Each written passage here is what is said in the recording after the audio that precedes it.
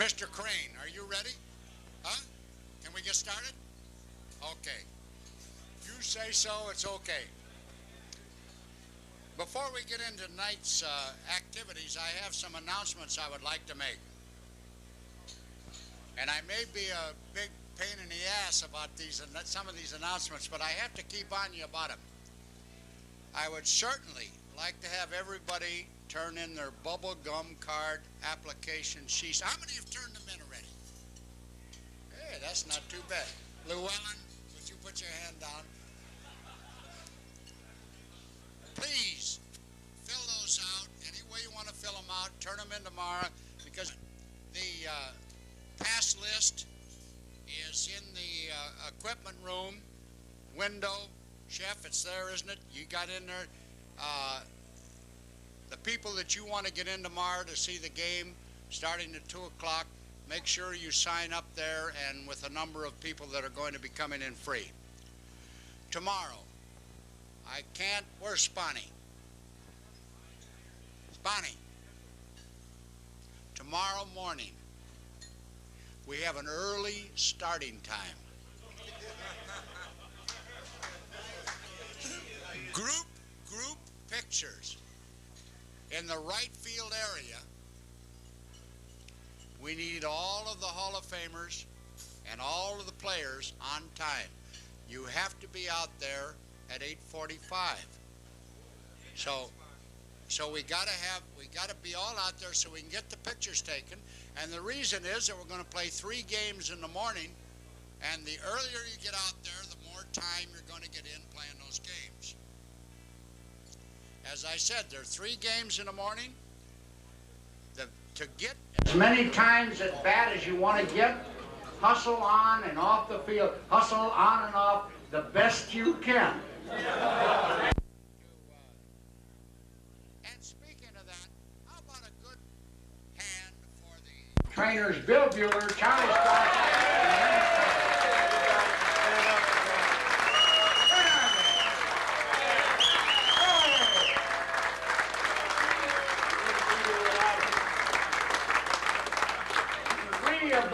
Capable trainers in professional sports of any kind. Tonight, after this dinner is over, we are going to have a veterans meeting, and Craig isn't here right now, but I'm going to just say the Campanella Room. It's going to be a short meeting in the Campanella Room. After tomorrow's morning's games, we will know the complete rotation of teams playing against the Hall of Famers tomorrow. In other words, we know that Bakersfield is going to play first. We don't know the rest of the rotation yet, but at noontime, I will announce that to you in the clubhouse so you'll all know when you're going out and play. All of the campers, all of the players, will set behind the first base dugout. We'll have a section roped off for you there until it's time for your team to play. Check the schedule tomorrow, and the schedule you'll have in your rooms tonight for the time to report to the stadium for the introductions. You're going to have about 1,500 or 2,000 people out there tomorrow, and all of you will be introduced. As you're introduced, you'll come out, greet me at home plate, and then go down the right field line. We'll form 2 lines down the line. That's a good question. Let me just think on that a little bit. You guys tomorrow afternoon, we're the home team, so I would suggest all of you wear grays tomorrow. We're the home team, so wear grays. Well, you'll have time. They'll still get them cleaned up. Don't worry about them getting cleaned up. The guys tomorrow after the game, you put your stuff in the same as you have before.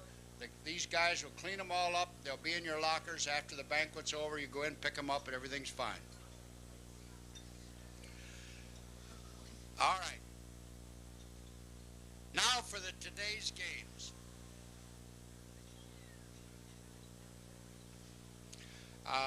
Dan, you want to come up here and just give us just a little report, not a long report, A little report of how much you cried at the wedding today. Come on up here. Come up and tell us just a little bit about the wedding. Come on.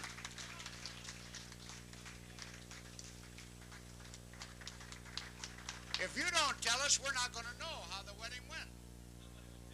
No, you tell us. Tell us how the wedding went. Buggers. No, it was a great wedding.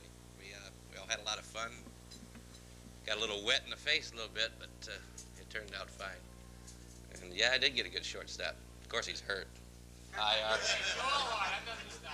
But it went good, and I want to invite anybody who wants to come over to the pool side tonight and get a little loaded with me. And the rest of them. We don't do that. Yes, we do. We do it a lot. That's okay. The season's over. Bakersfield is the champ. I shot that game today. One thing I found, Dad, never talk back to him. No, it's a horrible room. Who's your son-in-law play for? He's playing for Bakersfield. But the season is over. The championship is done. So tomorrow you play for fun. And don't worry about getting hurt, because you can't get any more hurt. But it was a fine wedding and a fine reception. And thanks everybody who took part, especially Warren and Ernie, who played a heck of a part. They went up there and read from a religious book, and I'm sure it galled at least one of them. What a guy. What a guy, Ernie. But he did a heck of a good job. And I don't want to embarrass Warren, but he was crying the same as I was. Not Warren. Yes, Warren. You gotta be kidding me. There were no cocktails at that service. Warren Spahn? That's a side that you don't see that often, but he is human. Oh. Thank you.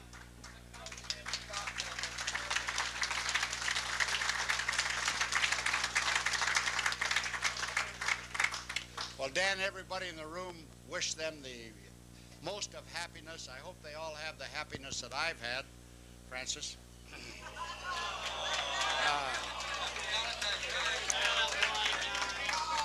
And Dan, you told me that Claudia and Dan, you're going to let us know at the end of this that they may be outside here? Okay, you'll let us know. You can go outside and greet them and give them your best wishes. And then you all go up to the pool if you want to on Dan and get. Okay. All right, for the play of the day. I sat out there in Holman Stadium for 3 hours in the first game. Must have been 4 hours in that second game, wasn't it, Harry? And I saw one outstanding play. And this was an outstanding play. Let me explain it to you. This ball was hit in the air as high as you can hit a pop fly. It's like the Willie Stargell pop flies that you hit in the air.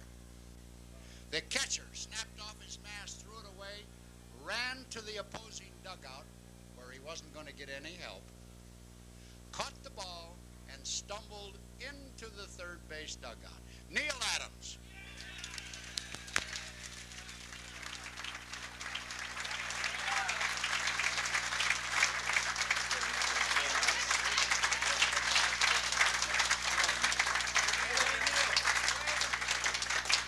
Nice play, but we lost the game. What can I say?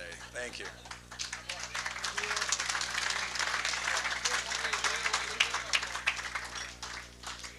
Okay, I'm sure you people have heard there's a rumor around that Bakersfield did clinch the championship today. So we got to give Bakersfield Club a good hand.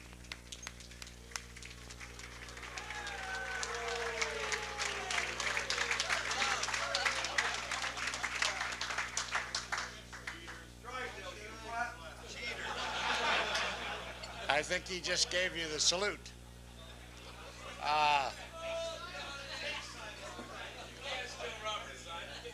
The game today was a very good ball game over there.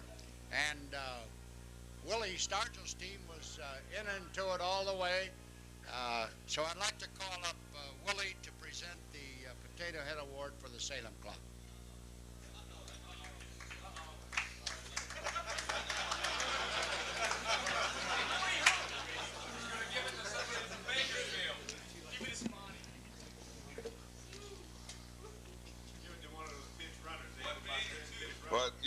not one of the guys. I don't like to complain or bitch. But you know, the first couple of nights, and I would hear every manager would get up here that played Bakersfield, and they always had some choice things to say about Bakersfield.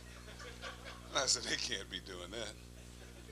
But it never dawned on me until I saw one guy pinch run 3 times in one inning. That they do some shady things. But that's what it takes to win. It was a lot of fun this morning. My crew, the Salem team, I tell you, I wouldn't trade them in for nothing because they show that kind of integrity that you look for in a ball club, and that fight. You have to cheat to beat them, and that's what happened today. But I'd just like to take this time really because I won't be able to be here tomorrow night, but to thank Don Drysdale and Shoemaker for being just right there at the right time, and of course the guys that we have. And we'd like to share this with all the guys, but I thought the gentleman today that we were honoring, Lawrence House, pitched a hell of a ball game, got a base hit, and just stood tall. I beg your pardon? And I'd like to publicly apologize to one of my players. He knows who he is. That I didn't get a chance to do what I wanted to do, so we'll make that up tomorrow. But Lawrence, Larry, it's my honor to present you with the potato head. No.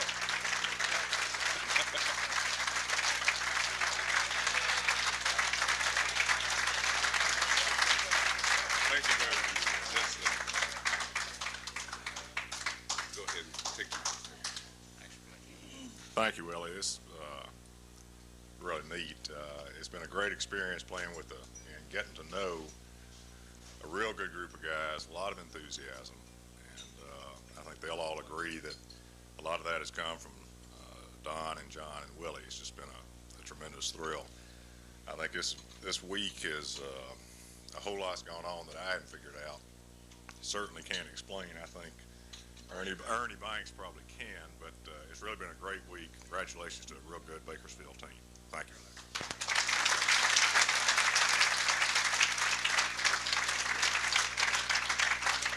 Now, we're going to call up the Bakersfield manager now and hold it down. Now, whether you like him or dislike him, kind of hold it down a little bit. Warren Spahn.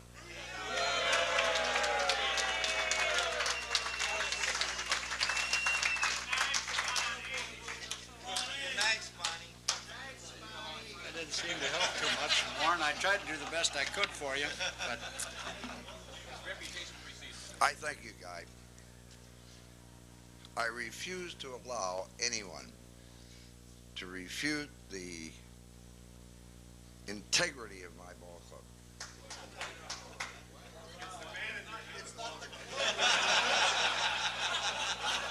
I don't think Warren ever worried about the club. Let me tell you something. Willie said something about the same guy running 5 times in the same inning, whatever he said. And it happened to be one of the slowest guys in the club because he's the only guy that had 2 decent legs.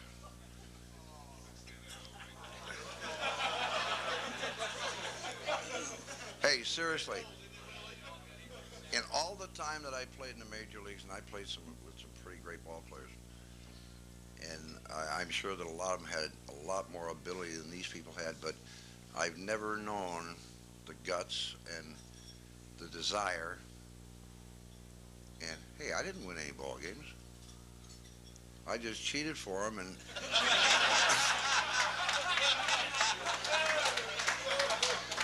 how can I cheat? Hey, I complained to the umpire about their pitcher pitching a foot in front of the rubber. Nobody did anything. Willie Stargell was leaning on the cage where the runner runs from. He's in the umpire's ear all day. Nothing was said. But I go out there to protest, and I'm the bad guy. But again,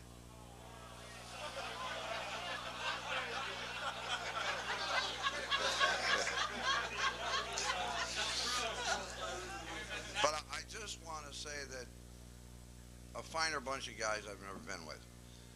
that I had two catchers. Well, this is a new year. I had two catchers that between the two of them, they're 110 years old.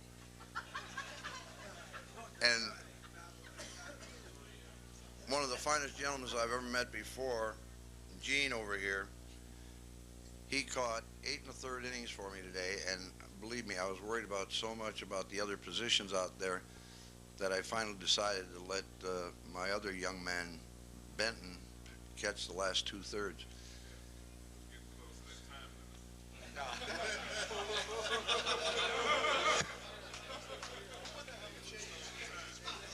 Hey, look, this is a very emotional day for me.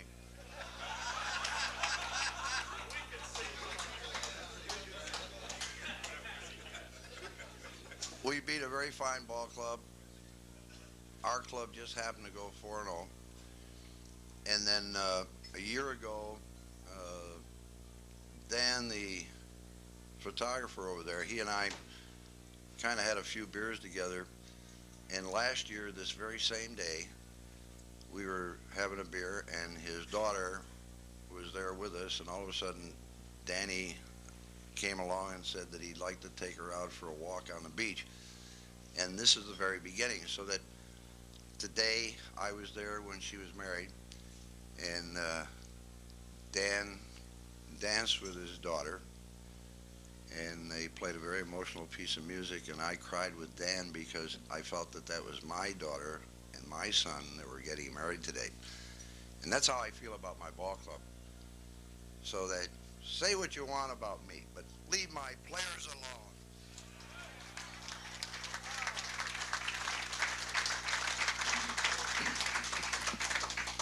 And for the second consecutive day, I had a pitcher go 9 innings, which I think is remarkable. And this guy wrecked his knee about a week ago in a skiing accident. At his age, I don't know why the hell he was doing it, but he did. But anyway, he went out there and pitched 9 innings for me. We were leading at 3-0 at one time, and then the game got close 3-2. And I'm very proud of him. And his name is Jim Newkirk, I'm sorry.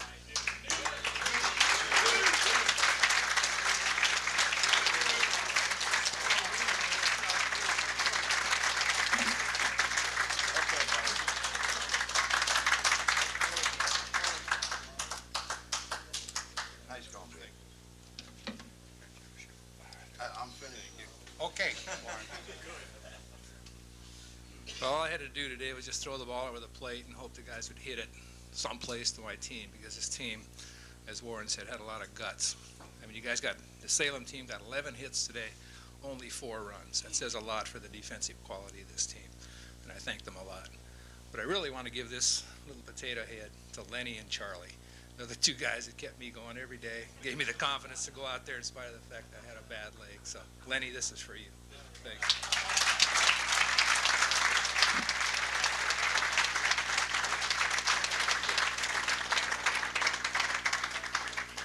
In the first afternoon game that we want to talk about, Vero Beach beat San Antonio, but it was the end of the game didn't indicate at all how close the game was. It was a very close game until late in the game, and then Hoyt's team kind of faded a little bit.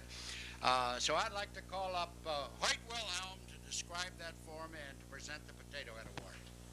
Hoyt?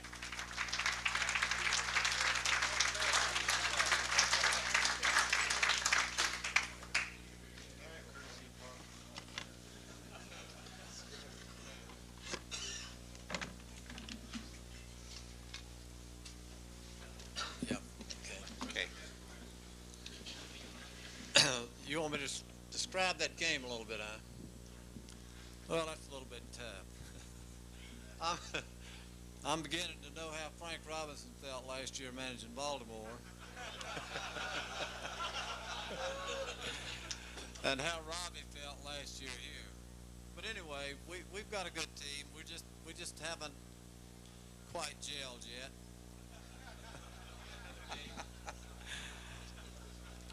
But we will one of these days. You know, when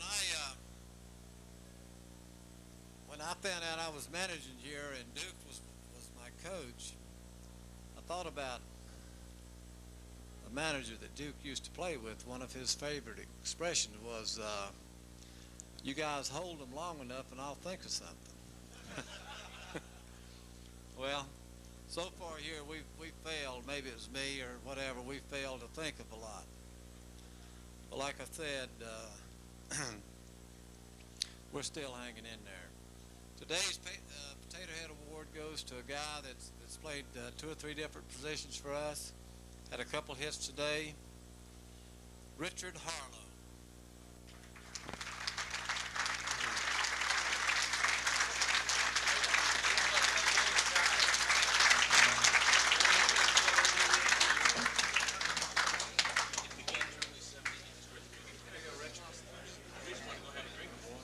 Give us a smile. Happy Harlow.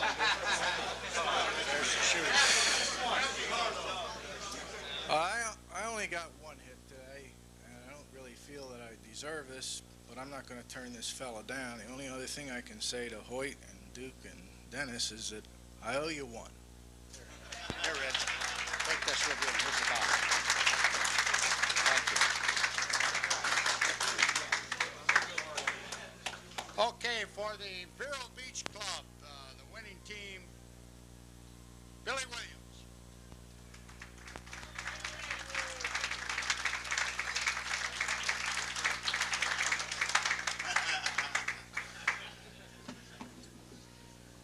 Yes, sir. Thank you, Guy. Today we move back into 500% playing baseball. Because I think when we first started down here, I didn't know the type of players that we had. And I had to get adjusted to them, and they got adjusted to me. And they all said if we had 2 or 3 more games to play Swanee again, that Bakersfield club, we will beat you, Swanee. We will beat you. But, you know, in that game today, Hort's team, I think, you know, they kind of stayed close to us. But I knew, and the fellas knew on the bench, that we would come up on the winning side because we got a good ball club. We wind up getting 17 hits in that ball game. We played real good. Our defense was good today. We had a pitcher. We had a pitcher I put out there, and he gave me he was like Hershiser. He pitched a couple of days ago, and he wanted to give me a couple of innings today. And he did. And he pitched real good. And, of course, we had guys swing the bat well, and we played real sound baseball. I think Peter had an outstanding day today. And there's a lot of guys that's deserving of this award. But I think the one guy that came up, and we was behind like 1 run, and for the past couple of days, because a couple of my guys has gone down, we do have a couple of catches on the ball club, but one of them can't catch. So this gentleman has been catching, he's been doable behind the plate. And today he got a couple of hits, drove in about 3 or 4 runs. He's been playing outstanding for me. And I'm going to give this Potato Head Award to him, but because his father has been playing good also, maybe he will share it with his father. So this Potato Head Award goes to Mark Nyberg.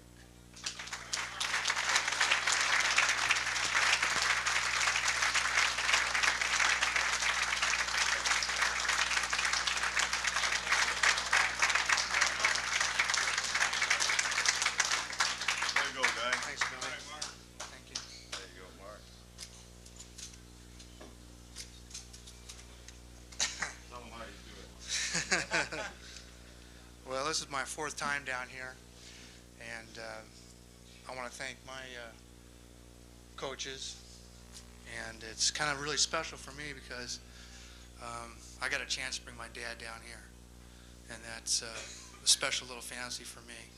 But I'll be back again. Thanks a million.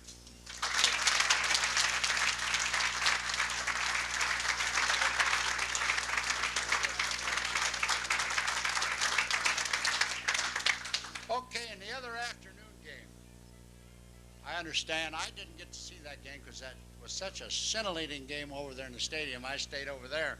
The Great Falls Club won their second in a row by beating Albuquerque. First, let me call up the losing manager, Harmon Killebrew.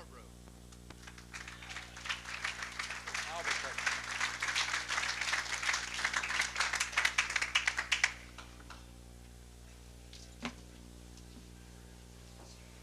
Thank you, Guy. I'm glad you didn't ask me to describe that ball game today. It's kind of an interesting game, but the only way I can describe it is we lost control. I've heard several of the managers up here say they've been with some of the finest group of people that they've ever been with down here at Vero Beach, and I can honestly say that I think we have the finest group of people that I've been associated with since I've been coming down to this camp, and it's a pleasure for me to be around them every day. We lost the ball game 14-12, but we came back in the ninth inning and scored a couple of runs, and I could have given this award to several of the guys, but I think one guy who has never played baseball before, he says, got a couple of hits in the ball game. He got our rally started in the ninth inning, and it's a pleasure for me to give this award to Stanley Kesselman. Stanley?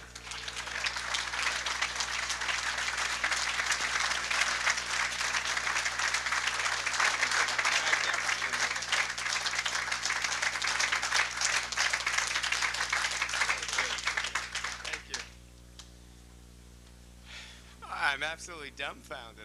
I can't believe that. It is true. I've never played hardball before in my life, and I'm dumbfounded. There are guys who've been playing spectacularly well, and I sort of try and do what I can. But we have a terrific group of players. Great ability and great heart. It's been a terrific experience for me learning about baseball, because I have to confess I've not been a big fan over the years. My wife sent me down here as a birthday present, and there has been for me something special in that it's reignited the love of baseball I had as a kid. I had told Duke Snider that he was my hero. I was growing up in New Jersey and loving the Brooklyn Dodgers. When they left for Los Angeles when I was 14, I lost interest in baseball. And in fact, had lost interest in baseball until this very week, notwithstanding the fact that I live in Los Angeles and the Dodgers are there. So this week, and being here with the Hall of Famers, whom I remember very well as a kid, has been a terrific experience for me, and I'm absolutely surprised and overwhelmed, and I'm very appreciative at getting this award.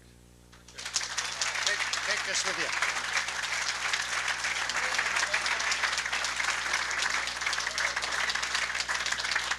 And now let me call up the very shy, modest manager, humble, that's a good word, manager of the Great Falls Ball Club, Robin Roberts.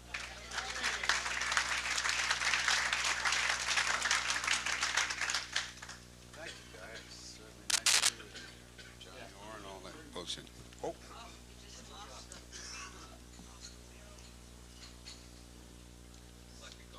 We had an interesting game. As Harmon said, it was a well-fought game, 14-12. I did have something I did after the game today, which I've never had an opportunity to do before. We have an outstanding group of ball players, but they are all individuals, and they all got agents and everything. And Harmon and Juan and I and Timmy Johnson, we didn't have quite enough expertise to handle them. So we appointed Jerry Steinbaum as an additional coach. Where's Jerry? Will you stand up, Jerry? Stand up, Jerry. So as of tomorrow, we have a fourth coach who, by the way, works with hitters, base runners, pitchers. It does not matter. Jerry will help them out. Thank you, Jerry, for accepting the job. We needed you very much. My club is very good. We had a party afterwards. We were really the best club, but I feel good for Spawn. He's getting older. It's not going to happen much more for him. Hey, Swanee, I like you. I really, the rest of these guys, they think you're sneaky. I know you're sneaky, but I still like you very much.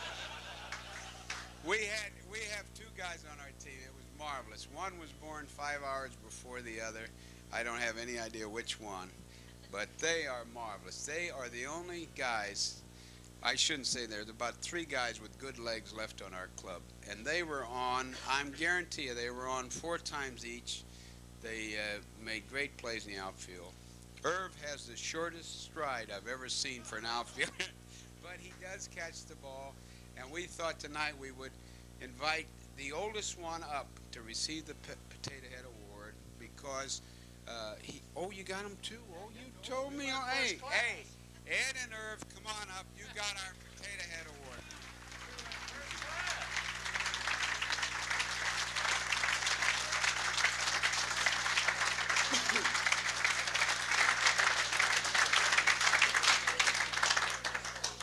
These two guys are the greatest I've ever seen. This has been wonderful for both of them.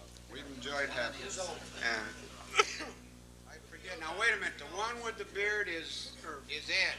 No, it's Irv. He's got the short stride. I have the full head of hair. All right.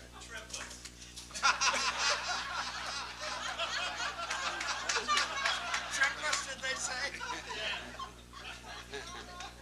Robin's the oldest. Yeah, Robbie's the oldest. I'm 5 minutes older.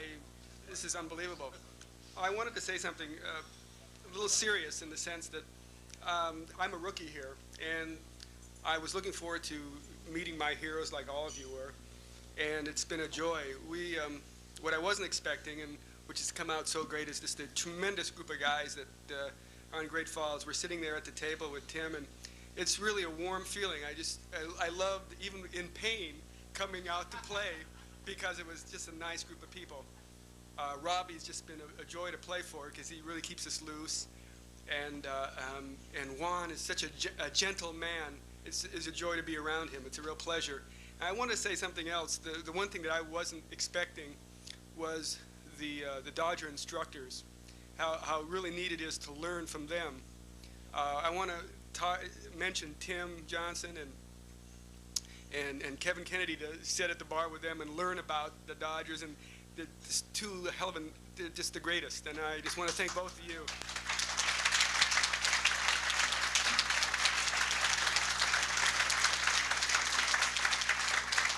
But I won't soon forget this. This is tremendous. I'd also like to add Dave Wallace to that group because we spent some time with him in the bar too, and we learned a lot.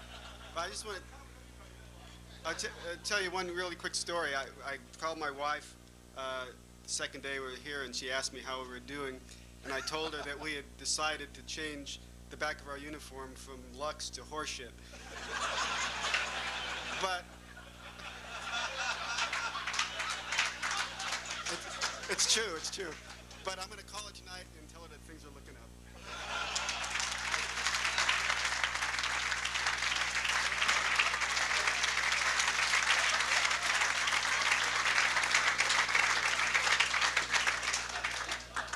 Very good. That's where we can always find Timmy, Kevin, and Dave, right at the old bar. Tonight, for our entertainment, I'm going to ask a few of the Hall of Famers to come up and share with us some of their most memorable thrills in their baseball career. But first of all, I want you to listen. You have to be very quiet now. Listen to this tape made by one of our Hall of Famers. You tell me who it is.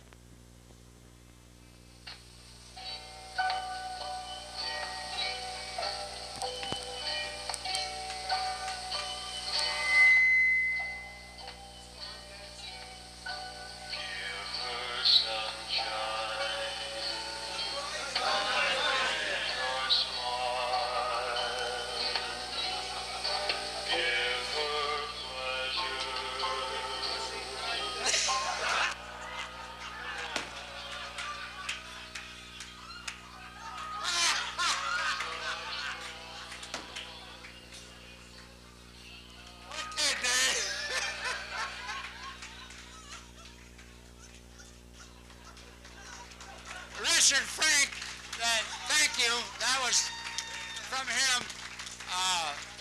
And I'm calling up Don Drysdale to give us the first stories.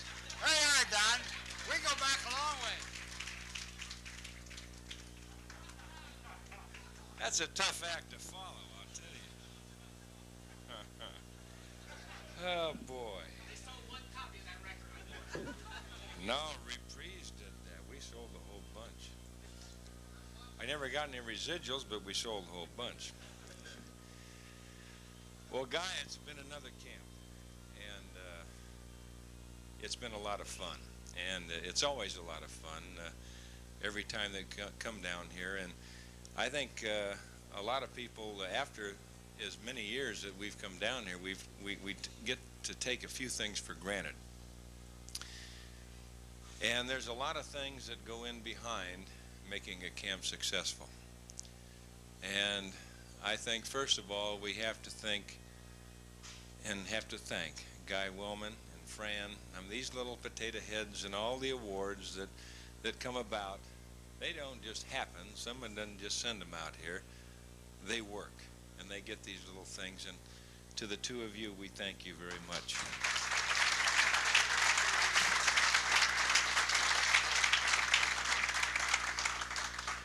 To Craig Callum and his staff here at Dodgertown, I mean, they do a heck of a job, from the clubhouse to the cooks to the rooms to everybody. And I think we owe a lot of thanks to them, because it's a fun thing. And I think everybody here that's been in another camp somewhere, and I think there's a few people here that have been in other camps, I think that you realize one thing, and I guess through the years as we go along, and maybe the older we get and the more we go along and the more that we meet other people in baseball or meet other baseball fans or campers or things like this, why we realize one thing, that what the Dodger name does mean. It means a lot of class, and Peter O'Malley and the Dodger organization, and to campers like you, and to the Hall of Famers that come down here and that spend the time, it's fun, and we thank them, because it's a special thing. It's a special thing for us because we get a chance to see people that we haven't seen in a few years. I get a chance to see people that were tough outs, and Ernie Banks, Billy Williams, Willie Stargell, and people like that. People that I didn't get a chance to play with, Robin. Well, I played with Robin Roberts, but a Bob Feller, and people like that. It's and watching tonight in the cocktail lounge, watching that old film that Bob did about the motorcycle rider and who can throw the hardest. How fast does his fastball go? That's great. I mean, that's what baseball is all about to me. We've played against Spani and people like that, but it's a lot of fun, and we enjoy it. And there's a lot of thrills, and I think of thrills, and I can think back here the first year that I came to this camp. See, I came out of Van Nuys, California, and we didn't have Major League Baseball out there at that particular time, and I keep getting this middle-aged mic, and I don't know why. I keep trying to tell...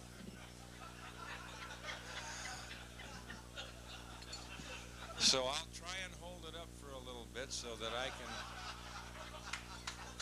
I'll try and get through this few minutes. But I think back that the time that I first came here, and I think of the time that I stood in right field as a 18-year-old person out of Van Nuys, California, and standing in right field with a Roy Campanella and, God rest his soul, Carl Ferrilla, who just passed away. We lost him a little while ago. And I had a pretty good spring. And I said, Campy, I said, what do you have to do? What do you have to do to pitch in the major leagues? And Campy looked over at Scoongy and he said, Scoongy, what's he got to do to pitch in the major leagues? And Scoongy says, oh, Maron. He says, throw the same way you're throwing. Campy said, see, I told you. That's all you have to do. Just keep throwing the same way that you're throwing right now. And I tried to do that. And you look at a catfish hunter, and you watch the success that he has, because I had a chance to broadcast a lot of Catfish's games. And it was a pleasure to watch a real professional do things like that and watch the success that he has. But I can't forget when they talk about the thrills that you have in this game, and I guess the ultimate thrill is when you do finally get into the Hall of Fame, if you do even get there. Because I remember after the induction, and I think back, there were two people that walked up, and they both said the same thing, and they were tough outs. And old Hoyt Wilhelm can tell you that they were tough outs. I can tell you they were tough outs. The Juan Marichal can tell you they were tough outs. But two guys walked up, Stan Musial and Warren Spahn, and they said, "Welcome to the club. We welcome you to the club. Thank you."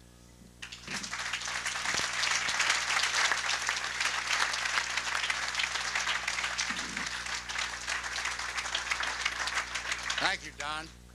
The next Hall of Famer that I'd like to call up to say a few words and give us some of his thrills, Bob Feller.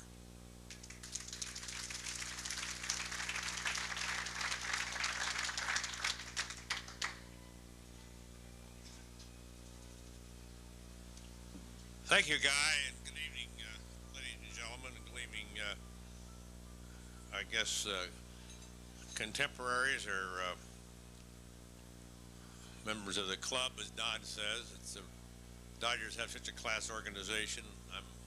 My wife Anna, and of course, she had a great birthday party yesterday. I was in Dayton, Ohio, and thanks to the Dodgers for providing it for her, and she had a ball. She had a great time. And also today, when we were watching that missile, they were up there right close to watching it.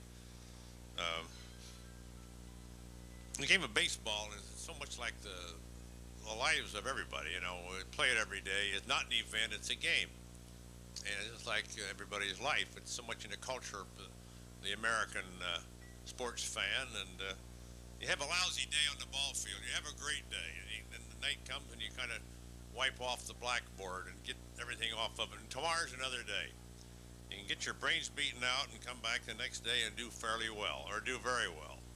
So that's why I guess it's kind of like just the lives we're all living every day throughout our short time here on this earth. That you can do very well, or one start as a pitcher, or if you hit it, you go 4 for 0, or have a great day. Tomorrow's another day. Hersheimer had a career year. He was great. Everything he did was perfect, and a career series, and breaking Don's record of all those shutouts, which a lot of people thought never would be broken, or Ty Cobb's record. All the records are to be broken. Only one record is never going to be broken. That's the most bases on one year in the American League on bases on balls. I have that one. Nobody's going to break it. Nobody. Guy asked me if I'm going to tell some of my thrills I had. I had a lot of thrills. Some good and some bad. Excuse me. I can think of a couple of them. You know, if you're a pitcher, and of course I have walked a lot of guys, but I never walked 27 men in one ball game like we walked here today and argued. 27. Hey, not only that, they had 3 and 2 and everybody else.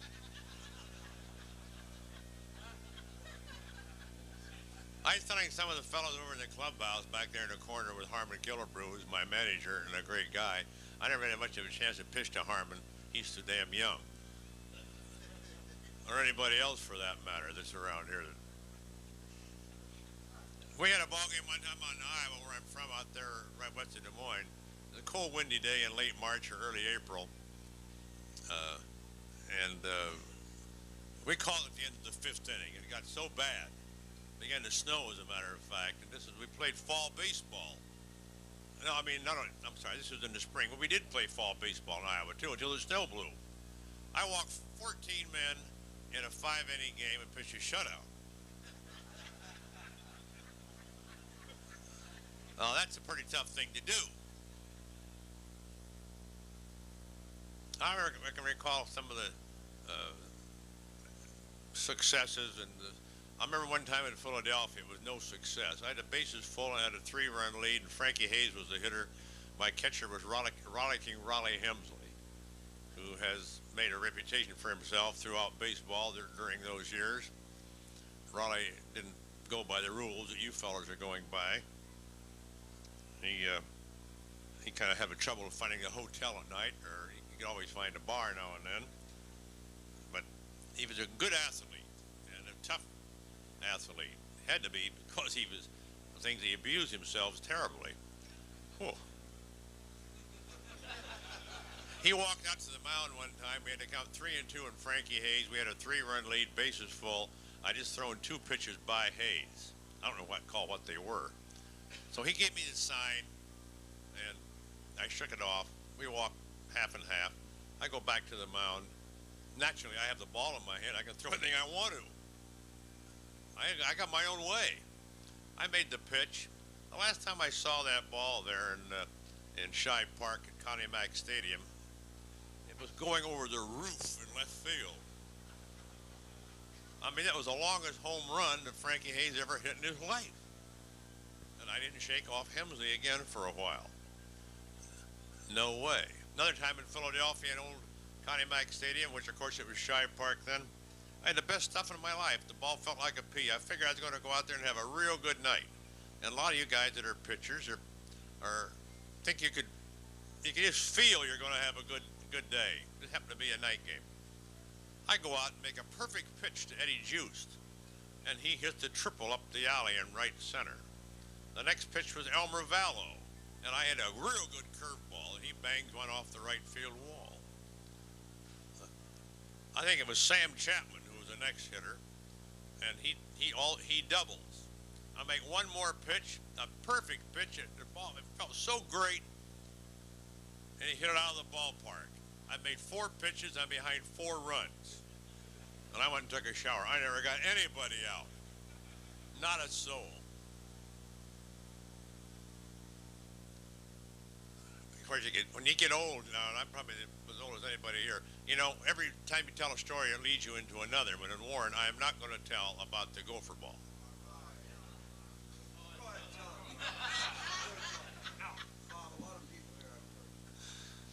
Want to hear it? All right, okay. A lot of you won't know that I met Robin Roberts when he was 10 years old. I was 17.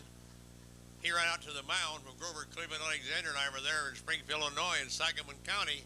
When the sheriff brought me up there my first year in 1936 at the state amateur tournament. He ran out there to get the autograph of the governor, Governor Horner, and also of Grover Cleveland Alexander, who was living in Springfield. And I always like to personalize things. And I said, "Hey kid, what's your name? I'll put your name on this ball." He says, "Robin Roberts." And he didn't. And I never thought anything about Robin Roberts until many years later. All of a sudden, he bloomed up. He's a great pitcher, and now he's in the Hall of Fame. So I met Robin. I know exactly how old he was. He said he was 10 then. I don't know. I think he probably was. The gopher ball story.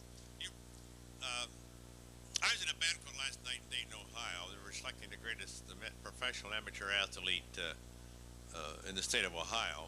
Boomer got the professional end of it. Another young man, named was Hayes from Ohio State, got the amateur. Of course, the trouble is nowadays to find an amateur that's not a professional is not easy to do. I mean, if Chris Everett can play in the Olympics and she's an amateur, well, I'm Roger Rabbit. This is pretty something.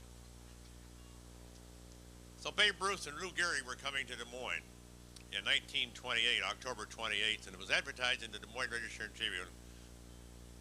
They were going to be there, and they were also going to autograph a bushel basket full of baseballs, which they're going to carry through the grandstand, not auction, sell for $5 a piece. And Babe and Lou were going to sign them. The Larry Palus and the Bustin' Babes, they had their own uniforms, and I've seen pictures of them with they put the semi-pro their uniforms on the semi-pros. Lou's team, Babe's team.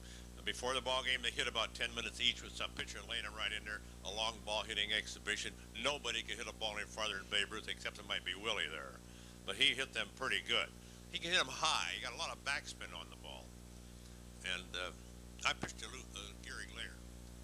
So I wondered how I'm going to get this ball, so I got an idea. In those days, they were giving bounty for rodents, these little gophers in the alfalfa and clover fields. And I get this neighbor kid of mine, Paul Atkins to hold the gunny sack for me over the end of the little holes, and I get the old Dodge truck out, pull down the throttle and the choke as far as I could, and have a hose over the exhaust and stick it in the holes. Now all these little gophers popped out there like little bullets and filled this sack half up. Well, it wasn't very long. I'd taken off their claws because they give it 10 cents a pair bounty at the county treasurer's office for these little gophers. And as Warren Spahn says, that was your first gopher ball. I used the money to buy the ball. I still have the ball today with Babe Ruth and Lou Gehrig's autograph on it. You can still see Babe's, but you can't see Lou's. Now, one of my better days in Yankee Stadium, after I returned from World War II, almost gone 4 years, of course, Warren Spahn, a lot of you may not know this. He got a battlefield commission in Patton's Army.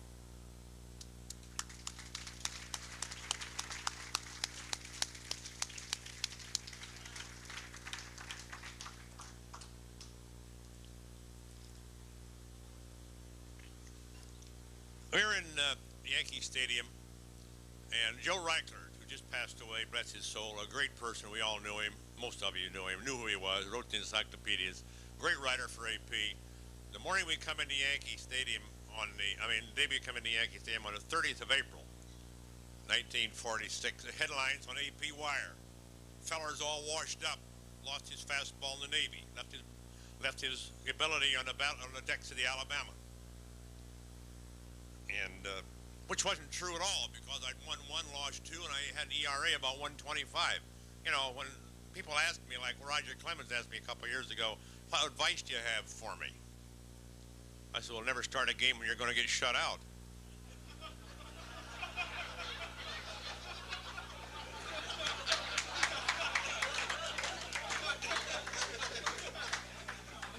I have. I didn't win money either. Got a couple ties. Right, Ernie?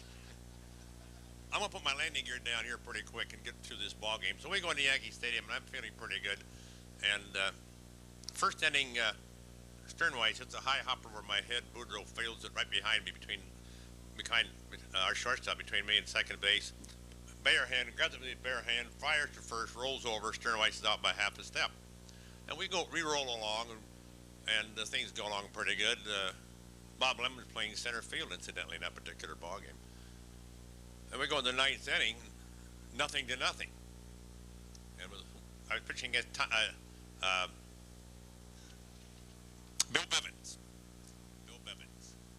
I think he's still living in Salem, Oregon. I may be right. I hope he's still living. He wasn't very well when I saw him 2 years ago. I haven't noticed anything else happened to him. Bless his soul. But I hope he's there. And I'll be out in Salem this year, too. And, of course, it's a Dodger Farm Club. And one thing nice about Salem, Oregon, they got a beautiful little antique agricultural museum right there at Brooks, Oregon. I collect old Caterpillar tractors as a hobby. I never go by there unless I stop in and see the people that run it. Got a beautiful little museum. So we go in the 9th. Frankie Hayes is my catcher. And he hits a long one. Way into the left field seats. Now we got a 1-0 lead. And the fans were getting a little excited. And so I go out to start the next inning, and the first batter up was Snuffy Sternweiss, and he bunts the ball, pushes it very hard right down the first baseline. And our first baseman, Les Fleming, tries to field the ball. The ball was that far fair. And he tries to field the ball and step on the base at the same time. Well, he never gets the ball or the base, so he's safe. And now they didn't have a hit and error sign in Yankee Stadium as they have now. They have, and the fact they didn't have one, that's they didn't have one. So the announcer comes on and says, ladies and gentlemen, may I have your attention, please? The official score has just determined that the last play was an error. The next day they were putting a hit and error sign on the scoreboard, incidentally. And then Tommy Henrich bunts. I'm glad he did, because he's a tough hitter for me, probably the toughest hitter I ever pitched to. Not the best, but the toughest for me, along with Taft Wright. So he bunts him over, and Joe D comes up.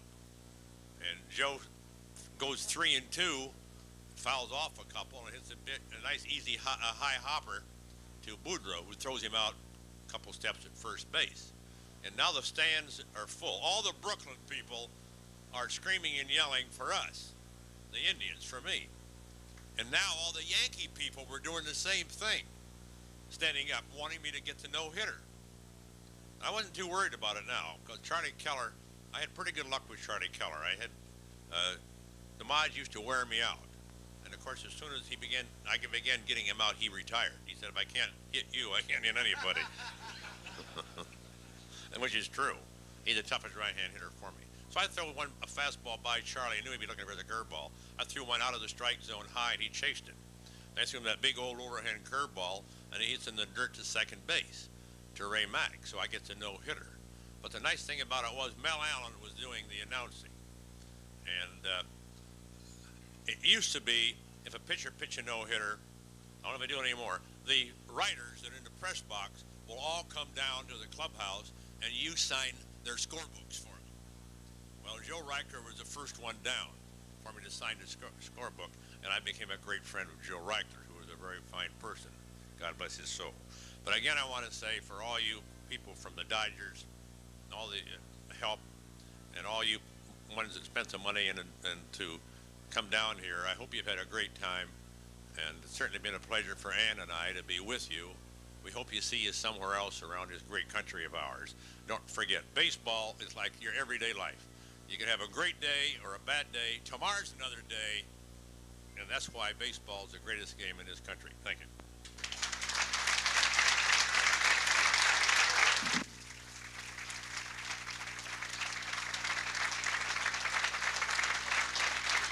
Thank you, Bob. You played with Grover Cleveland Alexander? Huh? Did you play with Grover? Well, let's leave it that way, Bob. I'd like to call up one more man tonight, fellow that's new here. Willie, would you come up and give us some of your thrill?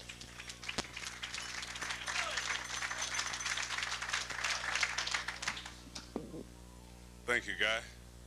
Ladies and gentlemen, it is a pleasure for me to be here, and I sincerely mean that. You know, when I was asked to come, I must admit I had some reservations. I knew staying here at Dodgertown, you'd be isolated out here, and I had no idea what I was really getting into. Your mind play tricks with you at times, and you say to yourself, boy, this could get old real quick. And I had these type of things. I was on a cruise earlier this year. I went over to South America, and that was the first time. So I had some thoughts about that. But once I got on the cruise and I was able to just kind of isolate myself, get away from meetings, television, radios, telephones, well, I really enjoyed myself. And I'm saying this to lead up to the fact that, you know, this has really been a treat for me. You know, to come here and rub shoulders and break bread with you guys, and of course get out on the field and see the determination, the eagerness, and the desire. You know, I have to take my hat off to each and every one of you, and it's good for us to see the type of individuals that we have out there in the workforce, and to see the quality of the individuals that I've been experiencing here. So, Guy, I'm real happy that I was one of these individuals that you called upon to come here. And I'd like to go on record at this very moment to say, if you're willing to have me back here, I'd certainly like the opportunity to return many, many times over.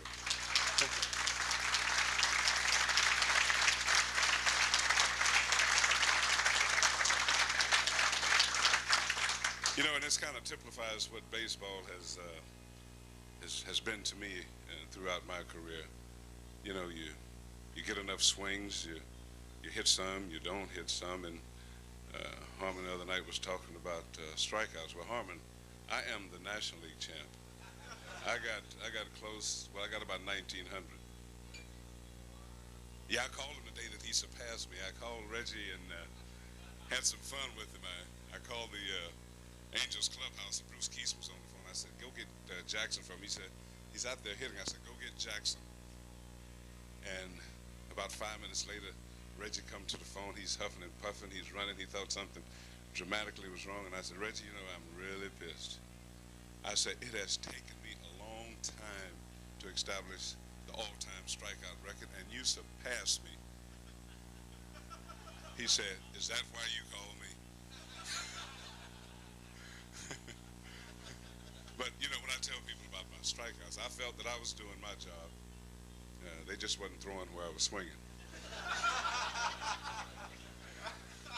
But over the years, I can just honestly say that the base hits, the home runs, the 2 World Series rings, playing with some of the greatest guys, competing against some of them, the guys in the room that I've had the pleasure of going to war against. Sometimes you do, and a lot of times you don't. But it was such a thrill from the people-to-people aspect, the quality of the guys. You know, I can watch a lot of you guys today and see how you're performing. Not when you're doing well, but how you handle yourself when things aren't going so well. And that has an awful lot to do with the character of the people. You know, these Hall of Famers here, it just never ceased to amaze me, the impact that they've had on the game. And when I was inducted this past summer, and at the end of the ceremonies, there's a reception and then there's a dinner. And when you go into this room, there's nothing in there but the Hall of Famers. And to me, there was such eeriness in that room and such a feeling that I really wasn't sure if I belonged or not. And then each Hall of Famer would get up and he would make some remarks. And when I got their blessings of being accepted into the Hall of Fame, I said, that made my entire life. Because if I don't do anything else with my life, the fact that the things that I did as a youngster, living out that dream that I had of becoming a ball player, and then because of what I wanted to do and never took it for granted, went out and made a serious commitment toward the game, and then somewhere after I'd retired 5 years later, they said, well, these things that you committed yourself to were well enough to get into this enshrinement of greatness. It was just an awesome feeling, one I still haven't been able to comprehend. But again, it still boils down to the people. And I think when you're talking about unique people, you're certainly talking about an awful lot of you here in this room. And I'm extremely proud to say that this has been a fun week for me. And how I can measure certain things such as this is when you're doing something that you thoroughly enjoy, and of course the people you're surrounded with, how time goes so quickly. And this week, tomorrow is the last day. And you kind of hate it when things come to an end. And that was basically what my career was. You know, I was given the opportunity to do something that I had a dream to do. And believe me, I took advantage of it because it was the only thing I wanted to do. Plus, I didn't have a whole lot of options. And to play the game, I know I heard someone the other night say they'd have played for free. I don't think I'd have played for free, but my attitude has always been, you know, you provide a service and economics take care of itself. And with that in mind, I just want to say to you again, I can't think of anything that I've enjoyed better in the last 10 years than I have coming here and being associated with such a finely ran organization, Guy, and your staff. There's a lot of the instructors who are just quality people that make things. I'm not talking about you, Timmy. His brother and I broke in 1959, exactly 30 years ago. And I was telling Timmy my life hadn't been the same since. And now I'm meeting Timmy for the first time, and I got the next 30 years is going to be horrified. But it's the people. Believe me, I don't care how far-fetched it gets, folks. And you know that old saying, good people always meet again. I'm certainly looking forward to hopefully next year we get together again. Thank you very much.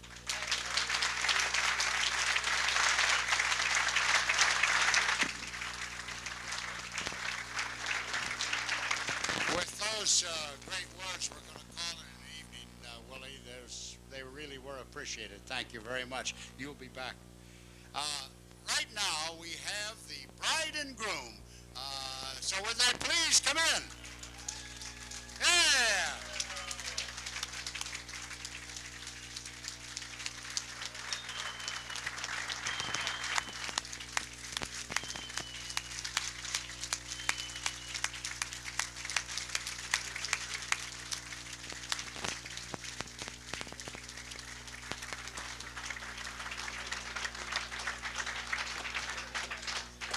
very best of everything to both of you. You don't think we go first class to get something down here at a meeting like this? Huh? We get a wedding put on coming down here. Everybody's invited to go up to the pool and kiss the bride and shake his hand if you want to. Up to the pool with Dan. He's spending a lot of money up there. All right, good night.